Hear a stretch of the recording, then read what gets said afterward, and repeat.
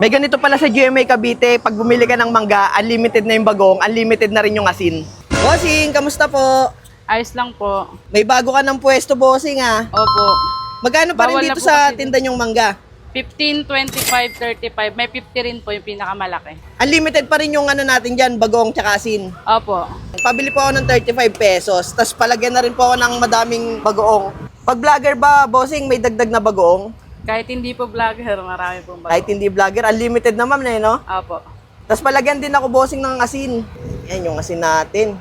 Kulay pula, mukhang manghang talaga yan, boss ah. Ito yung pinipilahan na manggoong dito sa GMA Cavite na kung saan pag bumili ka ng mangga, unlimited na yung bagoong tsaka asin, 1 to sawa na yung kuha nyo. Tikman natin yung mangga nila. Sarap ng mangga kasi maniba lang. Yung bagoong sakto yung lasa, sakto yung lansa, hindi masyadong malansa.